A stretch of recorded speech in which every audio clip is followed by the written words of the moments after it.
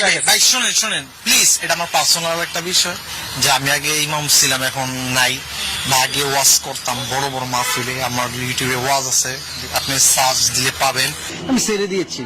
লজ্জায় মাথা নত হয়ে যায়। আসলে আমরা যাচ্ছি কোথায়? এতদিন ছিল বক্তা, ওয়াজ করেছে ইউটিউবে, বিভিন্ন মাহফিলেও দাওয়াত দিয়েছে, আর আজকে সে নায়ক হতে যাচ্ছে। জামার ঠিক নাই, পাঞ্জাবির ঠিক নাই, দাড়ির ঠিক নাই, চুলের কাটিং কুটিং করে এই বদমাইশি দেখবেন আবার 20 দিন 25 দিন পরে ভাইরাল টাইরাল হয়ে গেল, আবার হাজির ভাব ধরবে। জুতা দিয়া পিটাইয়া এই সমস্ত লম্পটগুলোকে সাইজ করে ফেলা উচিত। আপনিও যদি এমনটা করেন, আল্লাহকে আপনাকে মাফ করবে? মাহাদ আল্লাহ। প্রথমে আল্লাহর কাছে সাহায্য চাচ্ছি। এরকম চিন্তা চেতনা কলিজার মধ্যে নাই। দোষ কিন্তু শ্রোতারও আছে। দোষ খালি টিকটকারদের আর বক্তাদের না, শ্রোতারও আছে। চলনে বলনে কথনে কোনো দিনের সিমটমই নাই, খালি জুব্বাটা আছে, দাড়িটা আছে, আর টুপিটা আছে, ঠোঁটো লিপস্টিক মারিয়া, তারপরে এলোমেলো কিছু আলোচনা। আমার এখান থেকে কুদ্দুর, মিজান ভাইয়ের ওখান থেকে কুদ্দুর, শাইখ আহমদুল্লাহ সাহেবের ওখান থেকে কুদ্দুর, আরেকজনের থেকে নিয়ে এসা কোকিল পাখির মতো, তুতা পাখির মতো থরথর থরথর করে বলে ফেলায়। আর মানুষ মনে করে, আরে বাপ রে বাপ, এ তো যেন তেন আলেম না। কেন শুনতে গিয়েছিলেন? বলবেন হুজুর বুঝি নাই তো। কেন বুঝবেন না?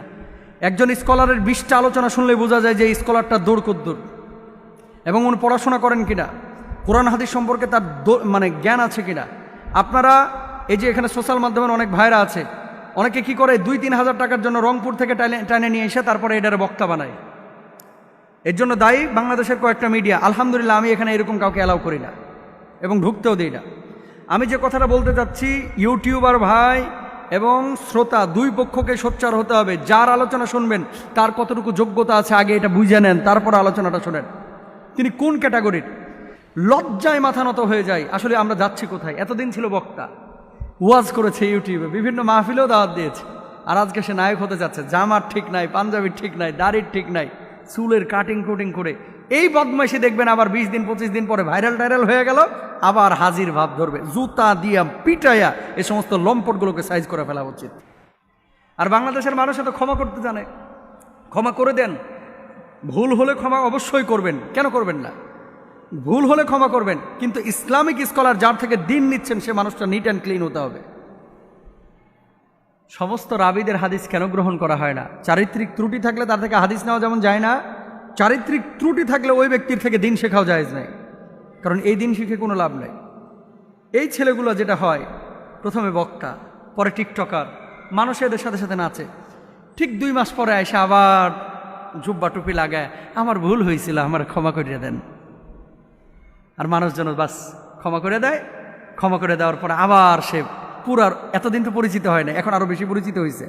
কারণ এই দেশের মধ্যে নেগেটিভ মার্কেটিং যে যত বেশি করতে পারে, ওইদিকে প্রেম নিয়ে খালি আলাপ করে, আবার ফেসবুকে স্ট্যাটাস দেয়, যতই হিংসা করো না কেন কোনো লাভ নাই, জনপ্রিয়তা কিন্তু কমতেছে না। তোর জনপ্রিয়তায় ঝাঁটার বাড়ি বদমাস। জনপ্রিয়তা দিয়ে কি করবি? জনপ্রিয়তা দিয়ে কি করবি? পানি খাবি? জনপ্রিয়তা কখনো মানে আল্লাহ কাউকে দিলে, জনপ্রিয়তা তো হিরো আলমেরও আছে, জনপ্রিয়তা কার নাই? সোশ্যাল মাধ্যমে যারা টিকটকার, এদের জনপ্রিয়তা কি কম? এ মেয়ে নিয়ে নাচানাচি যারা করে, জনপ্রিয়তা কম?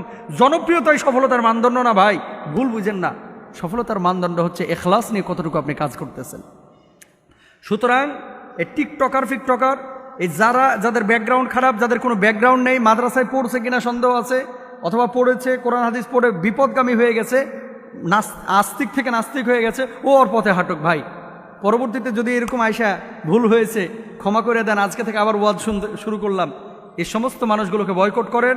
যারা খালি প্রেম প্রেম প্রেম প্রেম ছাড়া কোনো টপিক নাই, এদেরকে বয়কট করেন। যে সমস্ত মানুষগুলো আল্লাহকে, আল্লাহ রাসূলকে খুশি করার জন্য দাওয়াতি কাজ করছে, বড় বড় শাইখুল হাদিস মুহাদ্দিস আছে এলাকার।